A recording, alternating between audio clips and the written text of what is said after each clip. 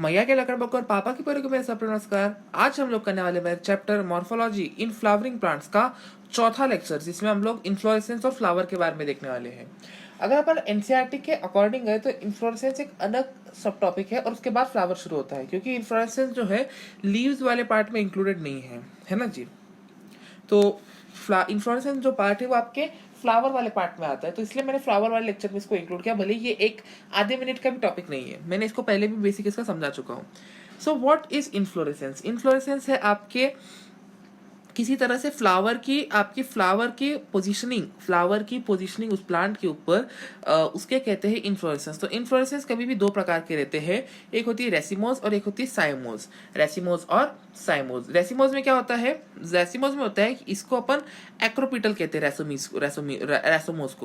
Racemose को अपन acropetal कहते हैं। एक्रोपिटल यानी क्या रहता है? एक्रोपिटल यानी जिसके पुराना नीचे और नया ऊपर रहता है, पुराना नीचे और नया ऊपर रहता है। यानी जो पुराने फूल और पुराने पत्तियां रहती है वो नीचे रहते हैं, लेकिन जो नए फूल और नए पत्तियां रहती है वो उस पौधे या पेड़ के ऊपर रहते हैं। जो पुराने या बड़े साइज के रहते हैं, जो वो रहते हैं पुराने, वो बड़े साइज के रहते हैं और वो नीचे रहते हैं, लेकिन जो नए रहते हैं वो आपके ऊपर रहते हैं, एकदम नए, है ना जी। तो ये होता है आपका रेसिमोज या आपका एक्रोपिटल, यानी और आपका जो बेसिपिटल है, आपका जो साइमोस है या बेसिपिटल जिसे हम कहते हैं, वो आपका जो नए रहते हैं वो नीचे रहते हैं और जो पुराने रहते हैं वो ऊपर रहते हैं। जो नए रहते हैं वो नीचे रहते हैं और जो पुराने रहते हैं वो ऊपर रहते हैं। I hope I am able to make my point clear. Example देखते हैं। सनफ्लावर, ऑनियन, इसके एक्रोपिटल के एग्जाम्पल रहेंगे। और जैस्मिन, धतूरा, ये सब किसके एग्जाम्पल रहेगी? आपके साइमोज या बेसिपिटल के एग्जाम्पल रहेंगे। इसकी अगर मैं आपके मेमोनिक की बात करूं तो सनफ्लावर का SOA सोआ, SOA सनफ्लावर, ऑनियन एक्रोपिटल। और जो JCB रहती है जो आपकी ग्राउंड में डिग करने का काम करता है, तो ये जैस्मिन, साइमोस, B से आप रख सकते हैं आप बेसिपिटल, और D से याद रख सकते हैं धतूरा। तो क्या आप कैसा है, यहाँ पे आपका A आ गया ना, तो A B आपका, और ये आपका A यहाँ पे आ गया, तो आप इसको कैसे JCB तो ऐसे याद रख सकते हैं ना, CBD, है ना जी। बॉम्बे में एक इलाका है CBD बेलापुर बोल के, तो आप ऐसे इसको याद रख सकते हैं CBD, JCBD। JCB डिग करता है, क्या करता है JCB। हाँ, इसको याद रखने के लिए एक अच्छी ट्रिक जो मेरे को अभी ध्यान में आई, इसको ऐसे याद रखो। हाँ, मेरे को भूल गया था ट्रिक क्या थी, वही अब याद आ गई। JCB डिग करता है। JCB क्या करता है? JCB डिग करता है। तो JCB से J से याद आ जाएगा आपको जैस्मिन, C से याद आ जाएगा आपको साइमोस, B से याद आ जाएगा बेसिपिटल, और D से याद आ जाएगा आपको धतूरा। D से याद आ जाएगा आपको धतूरा। तो SOA यानी सनफ्लावर आपका अनियन, वो होता है एक्रोपिटल या आपका रेसिमोस। सौर आपका रेसिमोस। सौर JCB डिक करता है, सौर JCB डिक करता है, यानी सौर यानी आपका S आपका रहेगा sunflower, onion, A acropetal, R आपका रेसिमोस। और JCB में जो J था आपका वो था आपका जैस्मिन, C आपका साइमोस, B आपका बेसिपिटल और D आपका धतूरा। ये हो गया आपका इन्फ्लोरेसेंस वाला पार्ट, कि कौन पहले ऊपर और कौन पहले नीचे। जो छोटे साइज के रहते हैं वो आपके एक्रोपिटल रहते हैं, वो ऊपर रहते हैं एक्रोपिटल में, छोटे साइज के पत्ते। लेकिन जो बड़े साइज के पत्ते अगर ऊपर रहते तो वो आपका बेसिपिटल रहते हैं, वो आपके बेसिपिटल रहते हैं। ये मैंने आपको इन्फ्लोरेसेंस का पॉइंट आई होप क्लियर कर दिया है। चलिए आगे बढ़ते हैं और फ्लावर्स के बारे में देखते हैं। चलिए फ्लावर्स के बारे में देखते हैं। फ्लावर वाला सेक्शन अब हम मॉर्फोलॉजी का जो है उसकी शुरुआत करेंगे। आने वाले कुछ 2 लेक्चर जो हो गए हमारे, मतलब ये लेक्चर और इसके एक और लेक्चर जो हो गए, वो हमारा पूरी तरह से फ्लावर्स को डेडिकेटेड रहेगा, है ना जी। चलिए तो शुरुआत करते हैं फ्लावर्स के बारे में, थे ना जी। चलिए तो फ्लावर क्या है? फ्लावर आपका एक ऐसा आपका वो ऑर्गन रहता है फ्लावरिंग प्लांट यानी एंजियोस्पर्म्स में, जो उसके रिप्रोडक्शन में, उसके फ्रूट फॉर्मेशन में मदद करता है। यही फ्लावर जो होता है आगे जाके फ्रूट्स और सीड्स बनाता है ना जी। यही फ्लावर जो होता है आपका, जो आपके प्लांट्स में रिप्रोडक्शन का मेन काम करता है। प्लांट्स में रिप्रोडक्शन का मेन जो ऑर्गन है यही फ्लावर ही होता है ना जी।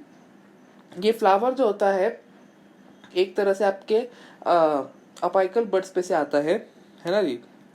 अपाइकल से ही आएगा ना, एक्सिलरी से आना थोड़ा मुश्किल हो जाएगा, एक्सिलरी से नहीं आएगा वो, है ना जी, एक्सिलरी से नहीं आएगा, अपाइकल से आएगा, है ना। आगे बढ़ते हैं। तो अब बताए फ्लावर्स के दो हिस्से रहते हैं, फ्लावर्स के पार्ट्स के जो दो हिस्से रहते हैं कैसे रहते हैं वो, कि फ्लावर जो रहता है वो अपना एक्सेसरी वर्ल्ड रहता है और उसका एक एसेंशियल वर्ल्ड रहता है।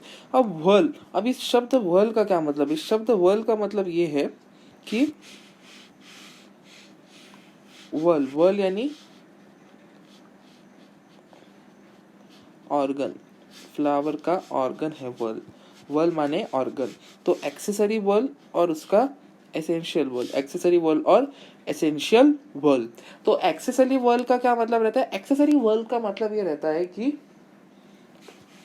कैलिक्स, कैलिक्स जो सेपल रहता है और कोरोला जो पेटल रहता है, जो सेपल पेटल रहते हैं जो रिप्रोडक्शन में पार्ट नहीं रहते वो उसके एक एक्सेसरी रहते हैं। ये रहना नहीं रहना जरूरी नहीं है sexual reproduction in flowering plants के लिए। सेक्सुअल रिप्रोडक्शन अगर फ्लावरिंग प्लांट्स में करना है तो आज के लिए आपके कैलिक्स और कोरोला यानी सेपल पेटल का होना जरूरी नहीं है। इसलिए ये एक्सेसरी वर्ड्स कहलाए जाते हैं, इसलिए ये एक्सेसरी वर्ड्स कहलाए जाते हैं। लेकिन एसेंशियल वर्ल्स कौन से रहते हैं, एसेंशियल वर्ल्स वो रहते हैं जिनके अंदर गाइनोशियम और एंड्रोशियम रहता है, यानी फीमेल गाइनोशियम मेल एंड्रोशियम, ये दोनों रहना बहुत जरूरी है, ये दोनों रहना बहुत ही ज्यादा जरूरी है। क्यों ज्यादा जरूरी है, क्योंकि ये दोनों रहेंगे तो जाकर आपका आपका ऐसे ये होगा, क्या कहते हैं, सेक्सुअल रिप्रोडक्शन। क्योंकि सेक्सुअल रिप्रोडक्शन के लिए पेरेंट्स का रहना बहुत ज्यादा जरूरी हो जाता है, पेरेंट्स का रहना बहुत ज्यादा जरूरी हो जाता है। इसीलिए मेल और फीमेल दोनों पेरेंट का रहना इसमें जरूरी रहता है, तो जाके फिर वो एक नई प्रोजेनी बना सकते हैं। इसीलिए सेपल पेटल होना जरूरी नहीं है, इसलिए वो एक्सेसरी में आते हैं। लेकिन गाइनोशियम एंड्रोशियम जो है आपके एसेंशियल में आते हैं, तो उनका होना जरूरी, इसलिए उनका एसेंशियल वर्ल्स कहते हैं। एसेंशियल वर्ल्ड यानी ऑर्गन, है ना जी, ऑर्गन। अब सेक्सुअल वर्ल्ड जो रहते हैं फ्लावर के, अब सेक्सुअल वर्ल्ड के बेसिस पे, सेक्सुअल वर्ल्ड यानी उसके सेक्सुअल पार्ट्स जो थे अपने फ्लावर के, जो सेक्सुअल रिप्रोडक्शन में पार्टिसिपेट करते थे, उनके बेसिस पे अगर मैं फ्लावर को दो भागों में विभाजित करूं तो एक हो जाएगा यूनिसेक्सुअल फ्लावर और एक हो जाएगा बाइसेक्सुअल फ्लावर। एक हो जाएगा यूनिसेक्सुअल फ्लावर और एक हो जाएगा बाइसेक्सुअल फ्लावर। अब इसमें मोनोशियस और डायोशियस नहीं आता, मोनोशियस डायोशियस एनिमल्स में आता है, प्लांट में नहीं। या प्लांट में सिर्फ यूनिसेक्सुअल और बाइसेक्सुअल रहता है ना। तो यूनिसेक्सुअल वो रहते हैं जिसमें यूनि यानी वन, यूनि यानी वन, यानी जिसमें या तो सिर्फ एक गाइनोशियम होगा नहीं तो सिर्फ एक एंड्रोशियम होगा, सिर्फ और सिर्फ एक एंड्रोशियम होगा। लेकिन बाइसेक्सुअल यानी जिसमें गाइनोशियम प्लस एंड्रोशियम ये दोनों रहते हैं, गाइनोशियम प्लस एंड्रोशियम ये दोनों रहते हैं। इसलिए यूनिसेक्सुअल जो होता है वो गाइनोशियम प्लस एंड्रोशियम होता है, लेकिन जो बाइसेक्सुअल रहता है वो यूनिसेक्सुअल रहता है वो गाइनोशियम और एंड्रोशियम रहते हैं, लेकिन जब बाइसेक्सुअल रहता है वो आपका गाइनोशियम प्लस एंड्रोशियम रहते हैं। आई होप मैं आपको कंसेप्ट समझा पा रहा हूँ कि यूनिसेक्सुअल में या तो गाइनोशियम रहेगा या तो एंड्रोशियम रहेगा, बाइसेक्सुअल में गाइनोशियम प्लस एंड्रोशियम रहेगा, है ना जी। I hope I am able to make myself very very clear. ये हो गया सेक्सुअल वर्ल्ड के बारे में। अब आगे आते हैं हमारा पेरियांथ के बारे में। अभी पेरियांथ क्या चीज रहती है, अपन ने देखा कि एक्सेसरी वर्ल्ड में एक तो कैलिक्स रहता है, एक कोरोला रहता है ना जी। लेकिन पेरियांथ क्या चीज रहती है, when calyx and corolla get fused with each other, when calyx and corolla get fused with each other, it is known as tepals। यानी मैं आपको डायग्राम की मदद से बताता हूँ, इसके पहले लेबलिंग करा देते हैं हम आपको, एक सेकेंड। ये जो पार्ट है जो आपका आपको शुरुआत 1 नंबर से करते हैं, ये पार्ट जो है आपकी ओवरी रहेगी जो 1 नंबर पे है। यहाँ पर आपका फर्टिलाइजेशन होता है प्लांट की ओवरी। ये जो है आपका ये है स्टाइल, 2nd नंबर पे जो है स्टाइल। जो 3rd नंबर पे वो है आपका स्टिग्मा, 3rd नंबर पे है वो आपका स्टिग्मा। और ये जो 4 है पूरा का पूरा वो है आपका गाइनोशियम। गाइनोशियम से कैसे याद रखना कि फीमेल के जब बच्चे होते हैं तो उनका डॉक्टर एक गायनेकोलॉजिस्ट रहता है, तो गायनो गायनेक ये कैसा फीमेल रिलेटेड शब्द है ना जी। तो इस तरह से आप गायनोशियम याद रख सकते हैं। गायनोशियम 4th नंबर पे।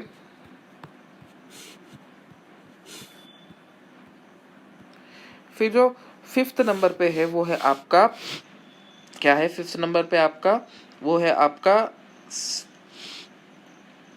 Anther, bilobed anther.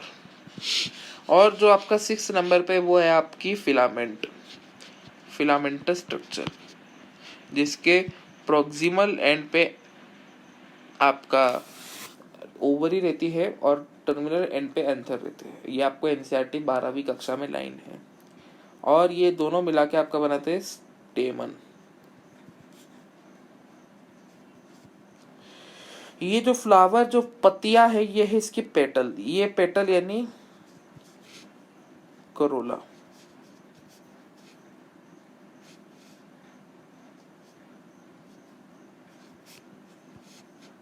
करोला।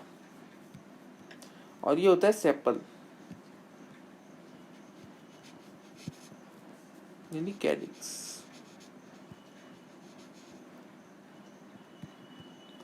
ये जो होते हैं आपके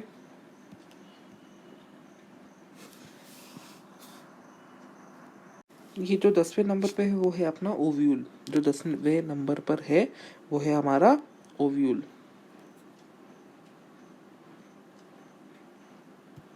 और 11वें नंबर पे है वो है अपना रिसेप्टल।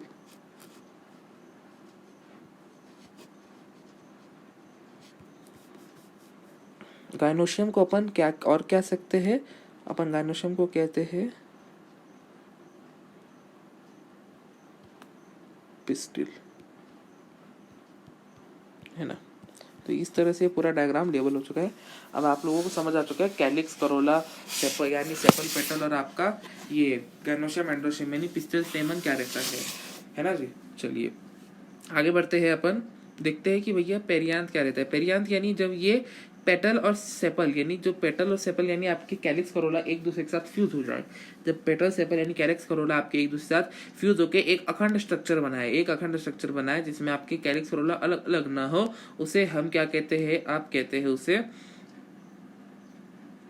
पेरियांथ। तो पेरियांथ में अपना when the calyx and corolla are fused with each other, when the calyx and corolla are fused with each other, इसको हम प्यार से टेपल्स भी बुलाते हैं।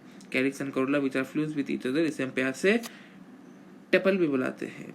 इसको मॉर्फोलॉजिकल भाषा में हम लोग p+3 p+3 इस फॉर्मेट में रखा था। p=3+3 ब्रैकेट के अंदर। ऑब्वियसली अगर आप फ्लोरल फॉर्मूला लिखते हैं तो आपको p+3 जो है वो 3+3 को आपको ब्रैकेट के अंदर लिखना पड़ेगा। 3+3 हो सकता है, 4+4 हो सकता है, 5+5 हो सकता है, यानी 5 कैलिक्स 5 करोला एक साथ आपके फ्यूज हुए हैं, या 4 कैलिक्स 4 करोला एक साथ फ्यूज हुए, या 3 कैलिक्स 3 करोला एक साथ फ्यूज हुए हैं, है ना। तो ये p ब्रैकेट के अंदर 3+3 के फॉर्मेट में रहता है। इसलिए seen in Liliaceae family, Liliaceae families में देखा जाता है ना। तो ये हमारा पेरियांथ का कॉन्सेप्ट हो गया। चलिए आगे बढ़ते हैं, अपन डायग्राम्स देख लेते हैं, कुछ होंगे। हाँ, तो ये आपका फीमेल फ्लावर कैसा रहता है, मेल फ्लावर कैसा रहता है। ये यूनिसेक्सुअल फ्लावर है। ये जो एग्जांपल है आपका यहाँ पे यूनिसेक्सुअल का एग्जांपल है। यूनिसेक्सुअल कैसे, क्योंकि यूनिसेक्सुअल फ्लावर में जो ऑर्गन रहता है, रिप्रोडक्टिव ऑर्गन, वो एक ही रहता है।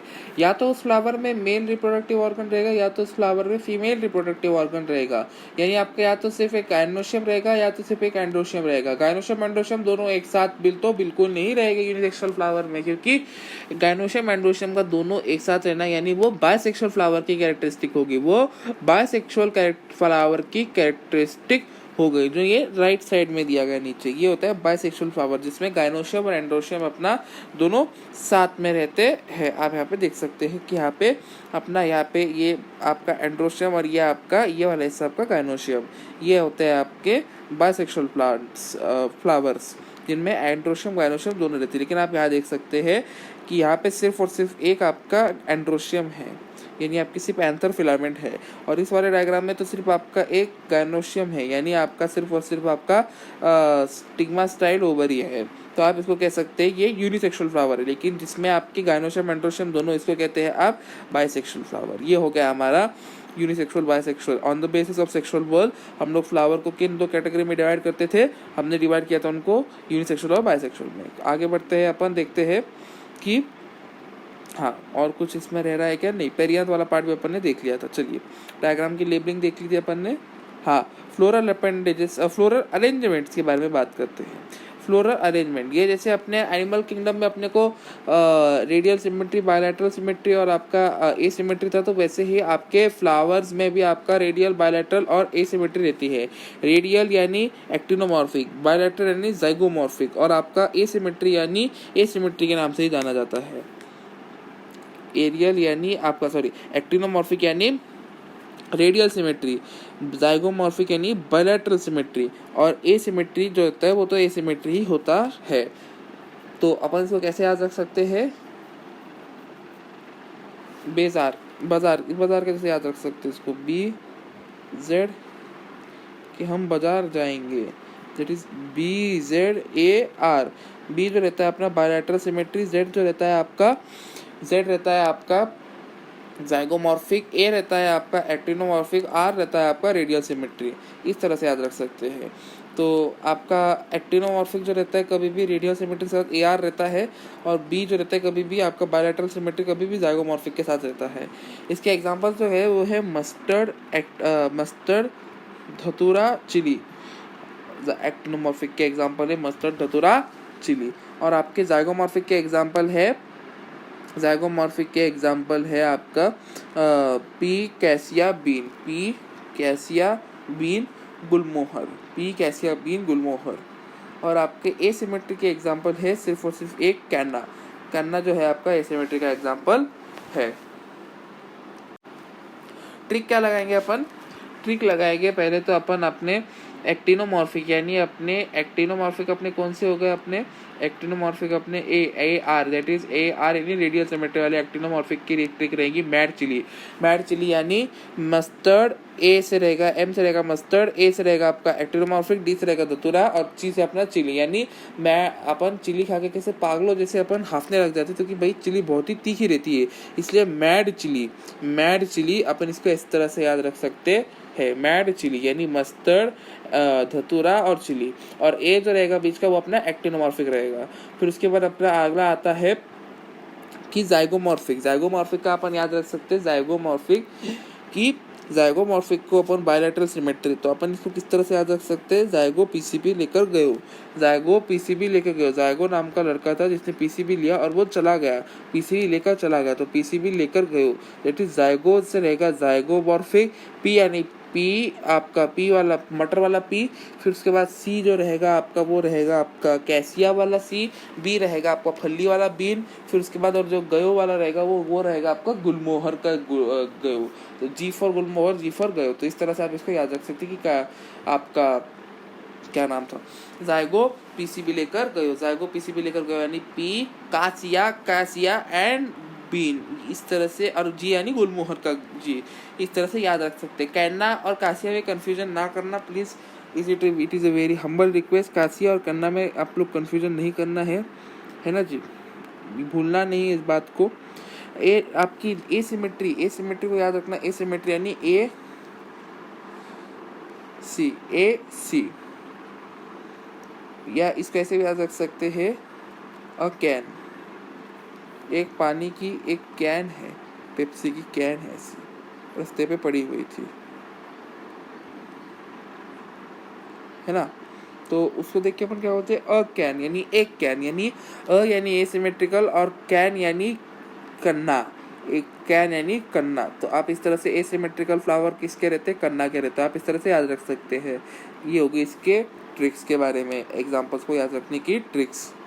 सोलेनेसी के अंदर जो टोमेटो, पोटैटो, चिली, ब्रिंजल, पूरे जो सोलेनेसी के अंदर रहते हैं, आप जो पूरे के पूरे सोलेनेसी के अंदर रहते हैं वो सारे के सारे आपके एक्टिनोमॉर्फिक रहते हैं, सारे एक्टिनोमॉर्फिक रहते हैं। आप इसको किस तरह से याद रख सकते हैं, आप इसको याद रख सकते हैं कि भैया हमको एक बिना कांदे प्याज वाली हमको एक भाजी बनानी है, बैंगन की भाजी बनानी है। तो बैंगन की भाजी बनाने के लिए मुझे क्या लगेगा, बैंगन लगेंगे, मुझे टमाटर लगेंगे, मुझे आलू लगेंगे और फिर मुझे मिर्ची लगेंगी स्वाद के लिए। और तो ये सब चीज़ें टमाटर बैंगन आलू मिर्ची सोलनेसी के, ये भी सारे के सारे आपके जाइगोमॉर्फिक में आ जाएंगी, यानी रेडियल सिमेट्री वाले फ्लावर्स में आ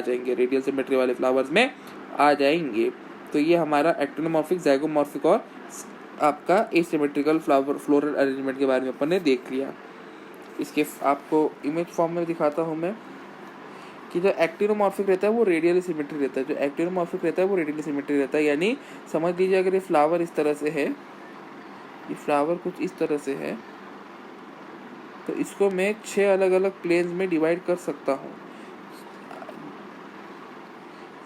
3 अलग प्लेन में इसको मैं डिवाइड कर सकता हूँ और वो इक्वल रहेंगे। कैसे भी डिवाइड करो तो वो सब एक दूसरे को इक्वल रहेंगे। लेकिन उसका कैसा एग्जांपल हम लोगों को याद रखने को क्या सिखाया जाता था कि समझ लीजिए अगर आप इंसान को, अगर आप इस तरह से, इसको डायग्राम वापस से मिटा ही देता हूँ मैं, इसको मैं यह डायग्राम मिटाने से अच्छा नया डायग्राम आपको बना के बताता हूँ। एक सेकेंड।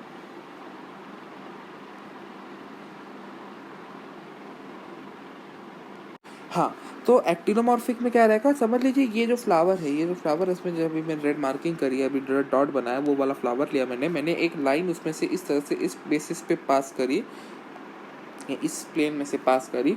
तो इस प्लेन में से पास करने के बाद मुझे रिजल्ट आया कि मैंने देखा कि मुझे लाइन पास करने के बाद भी 2 इक्वल फेसेस मिले जो एक दूसरे को ओवरलैप कर सकते थे। 2 इक्वल हिस्से मिले जो एक दूसरे को बराबर ओवरलैप कर सकते थे। वही मैंने अगले प्लेन से लाइन पास करी, ये समझ लीजिए मैंने इस प्लेन से लाइन पास करी तो भी मुझे इक्वल फेस मिले, इस प्लेन से लाइन पास करी तो भी मुझे इक्वल फेसेस मिले।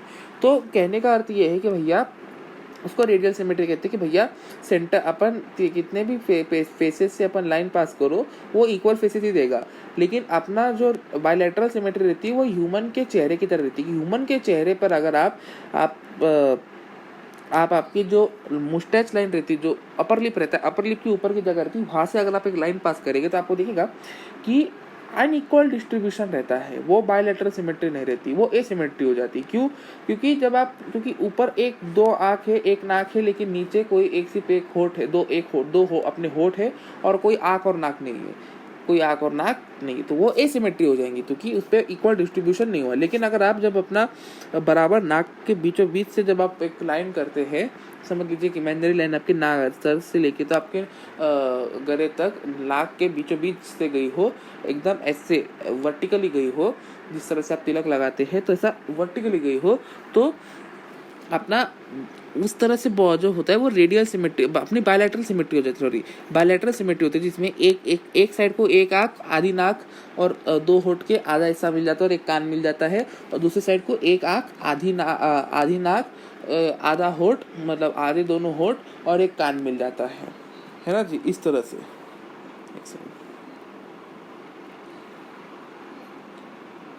ये समझ लीजिए किसी का मुंडका है, ये नाक है, ये होठ है।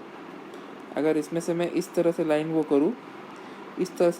करूँ तो यहाँ पे मुझे 1 आँख आधी नाक आधे होठ और यहाँ पे एक कान मिल जाएगा। यहाँ पे 1 आँख आधी नाक आधे होठ और 1 कान मिल जाएगा। लेकिन यही मैं अगर इस प्लेन से लाइन पास करता तो सिर्फ और सिर्फ मुझे 2 होठ मिलते और 1 चीक्स मिलते, लेकिन यहाँ और इस साइड से मुझे 2 आंखें मिलती और 1 नाक मिलता, तो ये अनइक्वल हो जाता, तो ये एसिमेट्रिक में अंडर आता था। लेकिन जो अपन ने पहले देखा वो था उसमें इक्वली सब चीजें अपने को मिल रही थी, लेफ्ट और राइट इसमें, तो वो बायलैटरल सिमेट्री और वो एक ही प्लेन से मिलती। तो बायलैटरल सिमेट्री कभी भी एक लाइन पास होती है और तो ही जाके वो एक लाइन पास होने के बाद ही वो इक्वल होता है। लेकिन रेडियल सिमेट्री में 3 लाइन्स पास होती है जिससे वो इक्वल अपने को इक्वल अमाउंट में मिलता है। जो कट अपने को जो पोर्शन मिलते हैं वो इक्वल अमाउंट में मिलते हैं। लेकिन इसमें सिर्फ एक ही लाइन आपको इक्वल अमाउंट ऑफ पोर्शन दे सकती है बायलैटरल सिमेट्री में, और एसिमेट्री में तो कोई इक्वालिटी रहती ही नहीं है ना जी। तो एक्टिनोमॉर्फिक के एग्जांपल्स क्या थे, वापस से यहाँ पे रिवाइज करा देता हूँ मैं। एक्टिनोमॉर्फिक के एग्जांपल्स अपने थे, वो था अपना AR, अपन ने क्या याद रखा था, BZAR। तो अपना बायलैटरल था, तो ज़ाइगोमॉर्फिक था, एक्टिनोमॉर्फिक रेडियल था। तो एक्टिनोमॉर्फिक यानी अपना रेडियल, तो अपना इसका रेडियल का एग्जांपल क्या था अपना, वो था मैड चिली यानी मस्टर्ड धतूरा चिली। फिर उसके बाद अपना ज़ाइगोमॉर्फिक का क्या था, ज़ाइगो PCB लेकर गयो,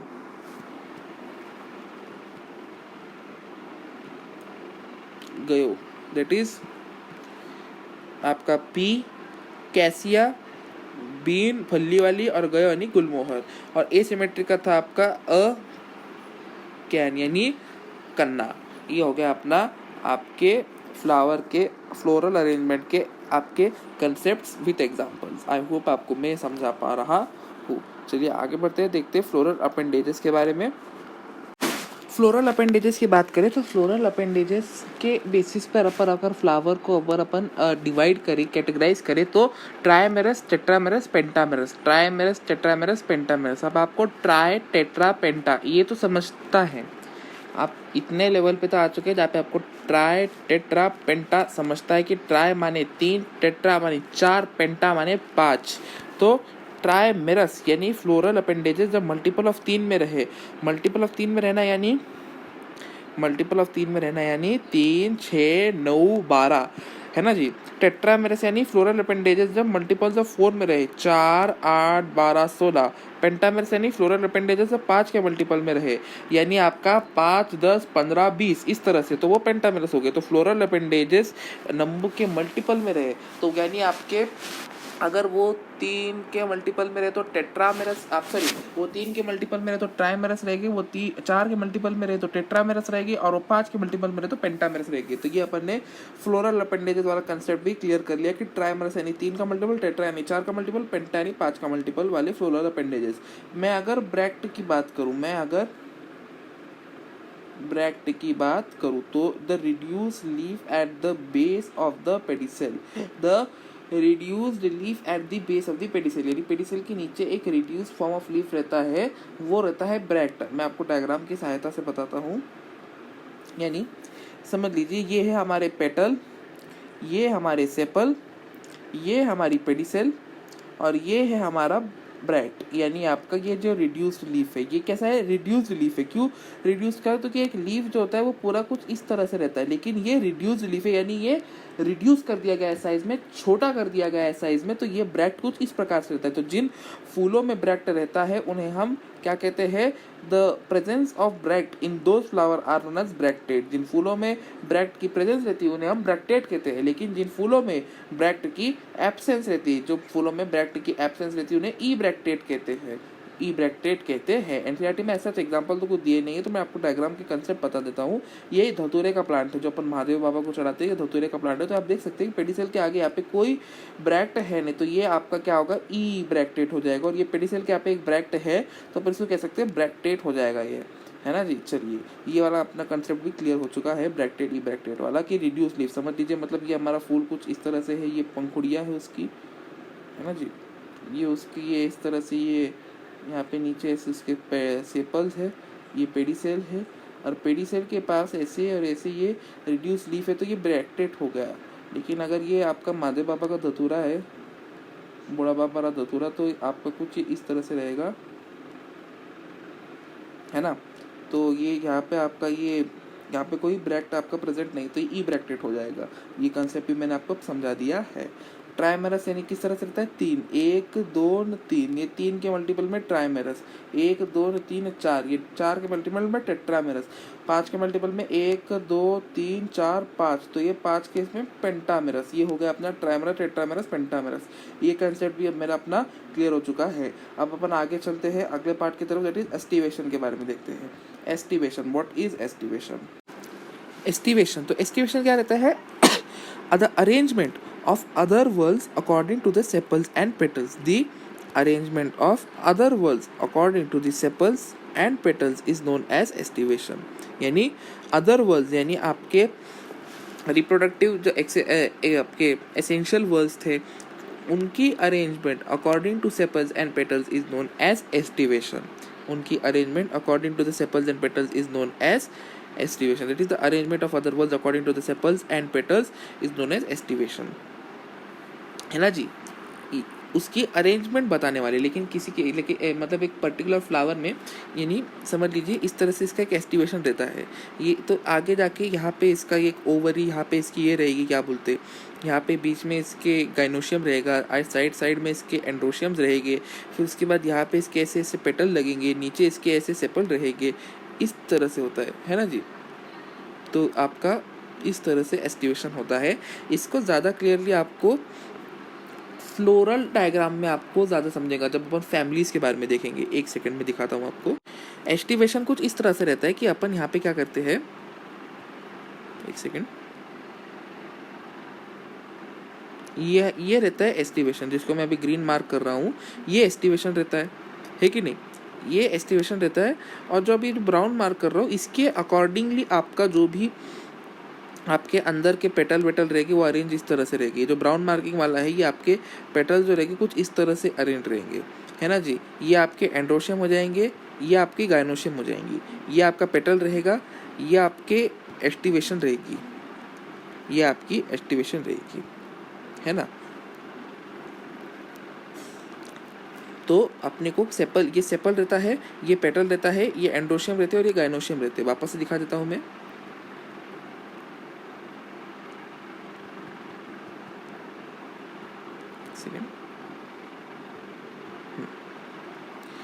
ये जो अपन ने अभी हरा मार्क किया था वो तो अपने सेपल्स के हो गए, ये अपने पेटल्स के हो गए,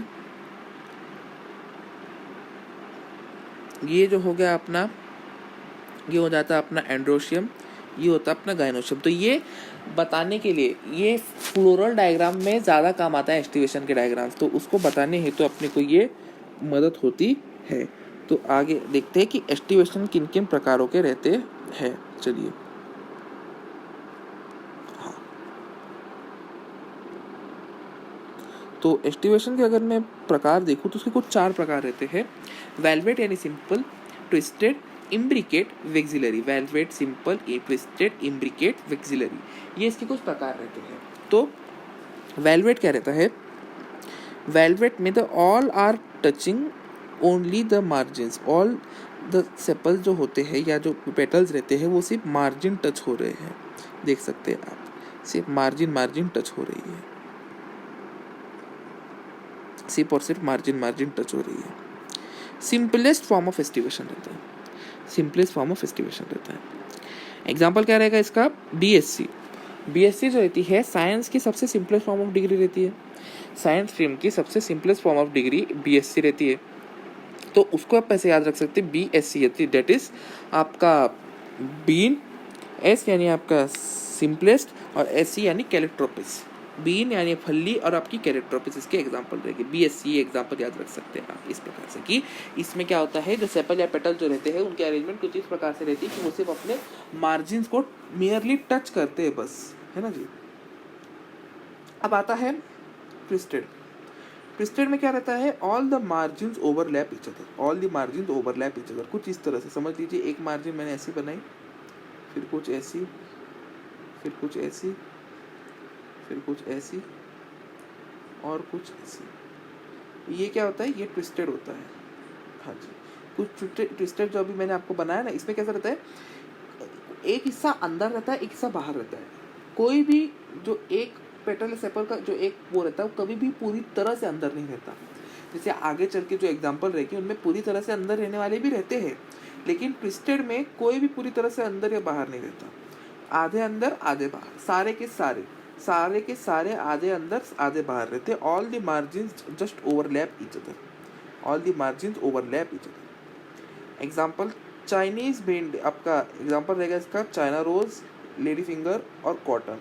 इसकी ट्रिक क्या रहेगी कि चाइनीज भेंडी सॉफ्ट रहती और ट्विस्टेड रहती है.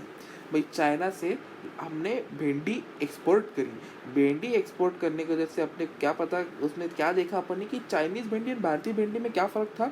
चाइनीज़ भेंडी जो थी वो सॉफ्ट और ट्विस्टेड रहती थी, सॉफ्ट और ट्विस्टेड, तो चाइनीज से आपको याद आना चाहिए चाइना रोज, जो अपन गणपति को फूल चढ़ाते हैं हिबिस्कस वाला, है ना जी।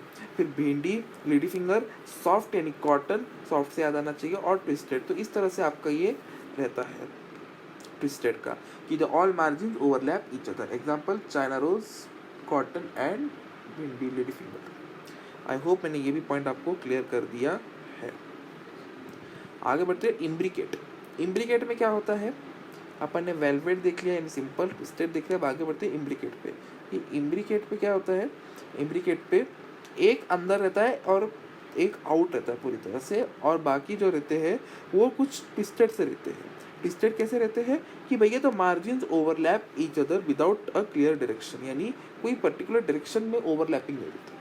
जैसे अब तक ट्विस्टेड में क्या था कि ट्विस्टेड में एक पर्टिकुलर डायरेक्शन में ओवरलैपिंग चल रही थी, आप देख सकते थे कि फॉरवर्ड डायरेक्शन में इस डायरेक्शन में ओवरलैपिंग चल रही थी, है ना जी, एक साइकिल के फॉर्म में ओवरलैपिंग चल रही थी। लेकिन अब इसमें क्या हो रहा है, इसमें कोई पर्टिकुलर डायरेक्शन नहीं है, there is no particular direction for the margins to overlap each other. एक पर्टिकुलर कैरेक्टरिस्टिक जो इम्प्लिकेट कर रहता है कि एक अंदर रहता है, मैं बना के दिखाता हूँ, है ना जी।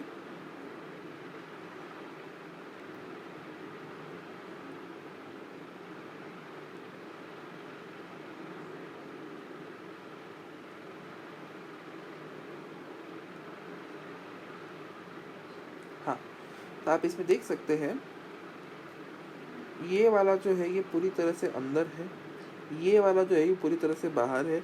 ये जो है ये वाले जो है, ये जो ऑरेंज वाले अब मैं जो मार्क करूंगा, ये आपको कुछ देख सकते हैं, ये आपको कुछ आधे अंदर आधे बाहर है, आधे अंदर आधे बाहर है, किसी पर्टिकुलर डायरेक्शन का वो कर नहीं रहे हैं, कोई पर्टिकुलर डायरेक्शन में नहीं जा रहे हैं। अगर आपको कोई पर्टिकुलर डायरेक्शन में नहीं जाते हुए दिख रहे तो आप सीधा सीधा कह सकते हैं कि ये आपके इम्ब्रिकेट है, ये आपके इम्ब्रिकेट है।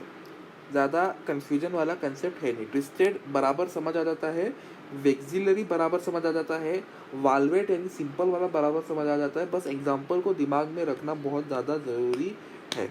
ये ज़्यादा करके इसका एप्लीकेशन या तो इसका डायग्राम बोल के आपको वेक्सिलरी के एग्जाम्पल मैथ द कॉलम में आएगा ये, या करेक्ट इनकरेक्ट में आ सकता है ये, या आपको इसका कंसेप्ट फ्लोरल डायग्राम में लगाना पड़ेगा। इसका कंसेप्ट जो है आपको फ्लोरल डायग्राम में लगाना पड़ेगा, है ना जी। तो ये आपको मैं समझा पा रहा हूँ कि भैया एक इन एक आउट, और जो बाकी रहते वो ट्विस्टेड रहते लेकिन किसी पर्टिकुलर डायरेक्शन में रहते, किसी पर्टिकुलर डायरेक्शन में नहीं रहते, जिस प्रकार से ट्विस्टेड था। तो I hope I have made myself very clear, that is one in one out, the margins overlap each other but not in a particular direction. Example इसका, I am a college guy, I am a college guy, या I am a CG, I am a CG cardiologist यानी CG। So I am a CG यानी कैन्ना और गुलमोहर, आई am a कैन्ना and गुलमोहर, कैन्ना और गुलमोहर इसके example रहते हैं। अब आते हैं वेक्सिलरी के ऊपर। वेक्सिलरी जो है उसमें क्या होता है, एक इन रहता है, फ्यूज्ड रहता है, आप देख सकते हैं यहाँ पे फ्यूजन हुआ है। एक आपके दो आउटर रहते हैं और दो ट्विस्टेड रहते हैं, दो आउटर रहते हैं, दो ट्विस्टेड रहते हैं। किस तरह से, एक इन रहता है जो आपके दो के फ्यूजन से बना है इस तरह से, एक ट्विस्टेड रहता है इस तरह से, है ना जी, और एक पूरी तरह से ऐसा आउट रहता है ना, इस तरह से। तो one inner fused, two outer, two twisted, one inner fused, two outer, two twisted, very popular, that is papilionaceous. Papilionaceous जो है आपका, वो आपका क्या रहता है, आपका एक तरह से वेक्सिलरी रहता है, आपका एक तरह से वेक्सिलरी रहता है। तो ये हो गया आपका एस्टिवेशन के एग्जांपल्स। क्या क्या था, वेलवेट का एग्जांपल था आपका। वेलवेट के एग्जांपल में आप याद रखना कि भैया BSc, वेलवेट यानी सिंपल, तो साइंस की सबसे सिंपल डिग्री रहती BSc, जिसमें मार्जिन सिर्फ अपने एक दूसरे को टच करती थी, तो वो अपना था, क्या था, उसके एग्जांपल से अपने BSc यानी आपका बीन और कैलिट्रोपिस। फिर उसके बाद ट्विस्टेड जो था आपका, वो था आपका all margins overlap each other, यानी सब मार्जिन एक पर्टिकुलर डायरेक्शन में, point to be noted, particular direction में सब एक दूसरे को ओवरलैप करते हैं। तो वो है चाइना रोज, भिंडी, लेडी फिंगर, सॉफ्ट कॉटन और twisted, all margins overlap each other. Imbricate में क्या रहता है, इम्ब्रिकेट में भाई एक इन रहता है एक आउट रहता है, और जो बाकी जो ट्विस्टेड रहते हैं वो किसी पर्टिकुलर डायरेक्शन में नहीं रहते। एग्जाम्पल है आपका गुलमोहर और आपका कैन्ना। और दूसरा है वेक्सिलरी। वेक्सिलरी का एग्जाम्पल था आपका पॉपनीशियस। तो पॉपनीशियस में क्या रहता था, एक इनर जो था वो फ्यूज था, 2 आउटर थे और 2 ट्विस्टेड थे, तो ये हो गया वेक्सिलरी। तो इस प्रकार से आपका एस्टिवेशन वाला पॉइंट भी क्लियर हो चुका है। चलिए, आई होप आपको आज का लेक्चर समझा होगा। आप इसके नोट्स बनाइए, इसके डायग्राम्स प्रैक्टिस कीजिए। डायग्राम मैंने रफ पेंसिल से डायग्राम बनाइए, है कि नहीं। इसके MCQ सॉल्व कीजिए, डाउट्स कमेंट सेक्शन में पूछिए। धन्यवाद आप सभी का आज के लेक्चर में जुड़ने हेतु।